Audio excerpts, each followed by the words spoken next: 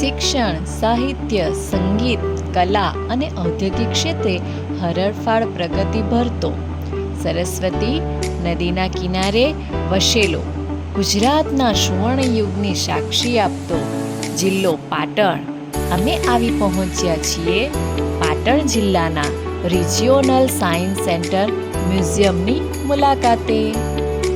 પ્રધાનમંત્રી દ્વારા વિજ્ઞાન આધારિત આત્મનિર્ભર ભારતના વૈભવશાળીના સ્વપ્ન હેઠળ સાયન્સ અને ટેકનોલોજી માટે જય જવાન જય વિજ્ઞાન જય અનુસંધાનના સંદર્ભે ગુજરાતમાં રિજિયોનલ સાયન્સ સેન્ટરનું નિર્માણ કરવામાં આવ્યું છે.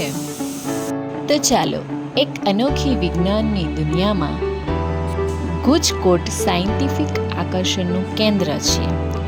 સાયન્સનું અનોખું નજરાણું છે, જેમાં 5 અદ્યતન ગેલેરી છે: land of dinosaur gallery, human gallery, Nobel prize gallery, chemistry gallery, optical gallery. Let's go a fun filled way to experience and learn about. પ્રથમ ડાયનોસર ગેલેરી, જેના 2 ભાગ ઇન્ડોર અને આઉટડોર ગેલેરી છે. ઉત્તર ગુજરાત એને જોરાસિક પાર્ક તરીકે ઓળખે છે.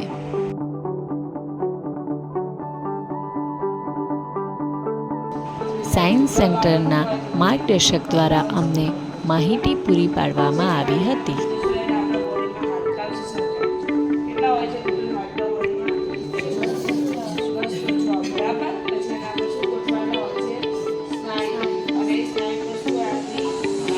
હ્યુમન સાયન્સ ગેલેરી, કે જેમાં દરેક ભાગનું ઊંડાણપૂર્વક સમજ આપવામાં આવી હતી.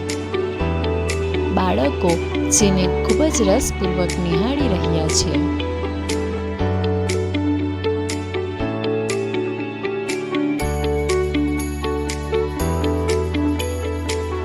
નોબલ પ્રાઇઝ 5 વિભાગમાં અપાય છે, પરંતુ અહીં કેમેસ્ટ્રી માટે નોબલ પ્રાઇઝના વૈજ્ઞાનિકોની માહિતી આપવામાં આવી છે, જે ખૂબ જ સુંદર છે.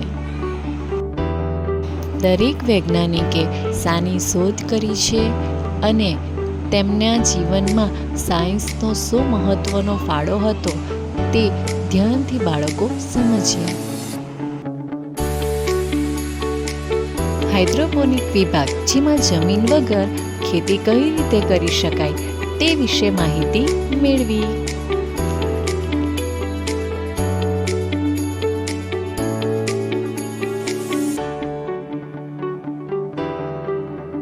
ઓપ્ટિકલ ગેલેરી તરફ જતા વચ્ચે બારીમાંથી નીચેની તરફ ડાયનોસર પાર્ક પર નજર મારતા ખૂબ જ સુંદર પાર્ક દેખાઈ રહ્યો હતો.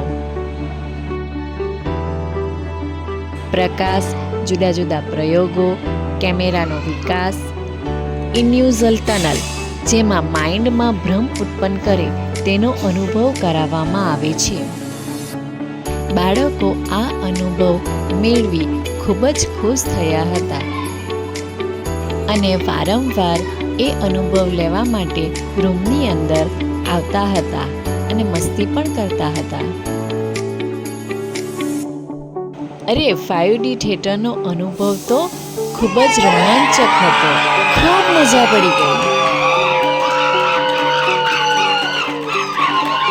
જ્ઞાન થકી ગમ્મતની વિચારધારાને સાર્થક કરતા આ સાયન્સ સેન્ટરથી વિદ્યાર્થીઓમાં વિજ્ઞાન અને ટેકનોલોજીની અંદર જાગૃતિ આવશે અને કંઈક કરવાની ભાવના વધુ સક્રિય થશે. બાળકો હોય અને રમતમાં હોય એવું બને.